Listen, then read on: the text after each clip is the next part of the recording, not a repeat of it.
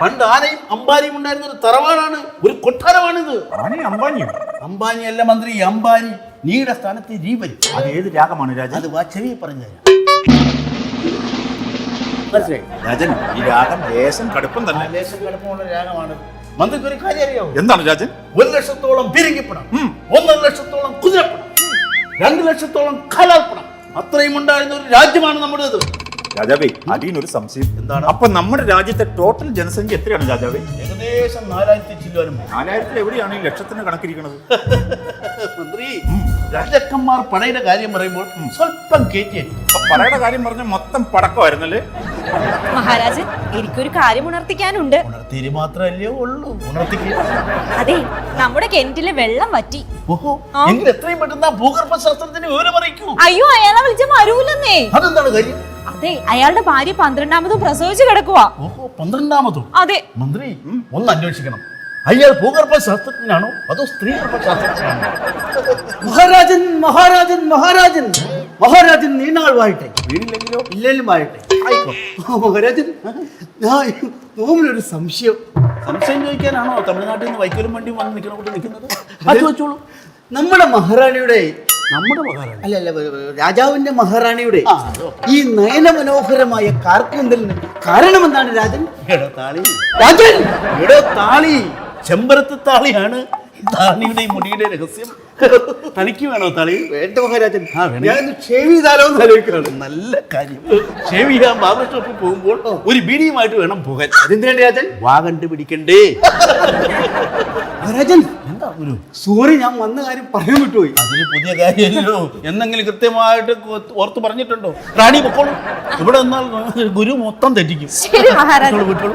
വിമാനം വന്നിട്ടുണ്ട് മഹാരാജൻ, നമ്മൾ ഇനി എന്ത് ചെയ്യും? ഒന്നും ചെയ്യണ്ട. ഇവിടെ ലാൻഡ് ചെയ്യാൻ സ്ഥലമില്ലെന്ന് പറഞ്ഞ് തിരിച്ചേക്കൂ.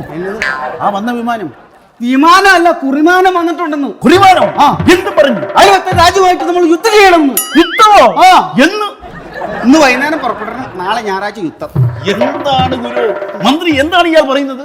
ഞായറാഴ്ച യുദ്ധം ചെയ്യാൻ പാടുള്ളൂ. ഞായറാഴ്ച സൺഡേ ഹോളിഡേ, അവധിയല്ല, യുദ്ധമില്ല. തന്നെയല്ല, നാളെ കൊട്ടാരത്തിന് ഇച്ചിരി എല്ലിന്റെ പേരുണ്ടാക്കുന്നു. അത് കഴിക്കാൻ പോവോ യുദ്ധം ചെയ്യാൻ പോകും? അതിട്ടുള്ള യുദ്ധമല്ല മെയിൻ. രാജൻ, അങ്ങ് ഭീരുവാകുന്നു. എന്റെ ദൈവമേ, ഞാൻ ബിയർ വാങ്ങിച്ചിട്ടില്ല. എന്നെ കാശില്ല, ഖജനാവ് കാലിയാണ്. തന്നെ മേടിച്ച അടിയാ അല്ലേ? ബീർ വാങ്ങണ കാര്യമല്ല പറഞ്ഞത് മഹാരാജൻ. അങ്ങ് വെറും ഭീരുവാകുന്നു. അങ്ങയുടെ ഞരമ്പിൽ ഓടുന്നത് രാജരക്തമാണ്. അങ്ങൊരു പോരാളിയാണ്, അങ്ങൊരു വീരാളിയാണ്, അങ്ങൊരു തേരാളിയാണ്. മന്ത്രി, ഇങ്ങനെ പറഞ്ഞു മൂപ്പിച്ചാണ് രാജാവ് പോയി പടവെട്ടി ചത്തത്. അതിന്റെ ഇപ്പഴ എന്റെ പടങ്ങൾ തൂക്കാനല്ലേ കയറ്റി അടിക്കുന്നത്. മഹാരാജ ഒരു കാര്യം മറക്കുന്നു.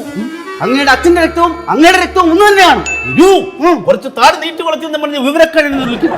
അച്ഛൻ രാജാവിന്റെ രക്തം O പോസിറ്റീവും എന്റെ B പോസിറ്റീവും അല്ലേ? പിന്നെ രക്തമാകും.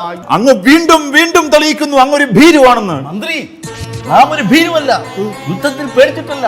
അറിയാവോ, ഞാൻ ശത്രു രാജ്യത്തെ 400ഓളം പടയാളികളെ ഒറ്റയ്ക്ക് നേരിട്ട് തോൽപ്പിച്ചിട്ടുള്ള രാജാവാണ് ഞാൻ. ആ കഥ മന്ത്രിക്ക് അറിയില്ലെന്നുണ്ടോ? അതെയോ? ആ സംഭവം മന്ത്രിക്ക് അറിയില്ലെന്നുണ്ടോ? ഇല്ല, അറിയില്ല. എങ്കിൽ കേട്ടോളൂ, പറഞ്ഞോളൂ. ഒരു ദിവസം ഞാൻ നായാട്ടിനായി കുതിരപ്പുറത്ത് നേരെ അതിർത്തിയിലേക്ക് വെച്ച് പിടിച്ചു. നായാട്ടിന് രസം പിടിച്ച് നായാട്ട് ചെയ്ത് എന്ന് കയറി കൊടുത്തവിടെ അതിർത്തിയിലും കടന്ന് അയൽ രാജ്യത്ത് ഞാൻ നോക്കുമ്പോൾ കാണുന്ന കാഴ്ച എന്താണ്? 400ഓളം ശത്രു പടയാളികൾ കുന്തവും നീട്ടിപ്പിടിച്ച് എന്റെ നേരെ നിൽക്കുന്നു. എന്റെ കയ്യിൽ നീട്ടിപ്പിടിക്കാൻ ഒരു കുന്തമുണ്ട്. വലിയ അഭിപ്രായം ഇല്ലല്ലോ ഇവിടെ. അതാണ്. പക്ഷേ എന്റെ ഈ തന്ത്രമുണ്ട്. ഞാൻ ഈ നായാട്ടിന് ചുമ്മാ പാട്ട് കേൾക്കാനായിട്ടൊരു ഗ്രാമഫോൺ കൊണ്ടുപോകും.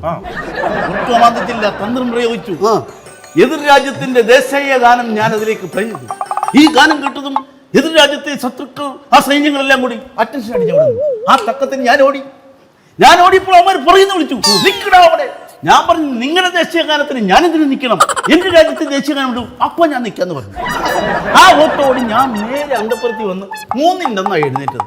എഴുന്നേറ്റ് നോക്കുമ്പോൾ ഞാൻ അന്ന് പോയ കുതിര അണച്ച് കഥച്ചോടി വരുന്നു. മഹാരാജൻ, മുഖസ്തുതി പറയാമെന്ന് വിചാരിക്കരുത്. ഹെയർ സ്റ്റൈൽ ഗംഭീരം. നല്ല മന്ത്രി, പിന്നെ കാല് പറിച്ചോടിയില്ലേ? അന്ന് കുതികാലടിച്ച് പറഞ്ഞു പോയ മുടിയായി. മഹാരാജൻ യുദ്ധത്തിന് പുറപ്പെടൂ. കൂടുതൽ വാർത്തകളും വിശേഷങ്ങളും നിങ്ങളിലേക്കെത്താൻ ABC TV സബ്സ്ക്രൈബ് ചെയ്യുക, ബെൽ ബട്ടൺ അമർത്തുക.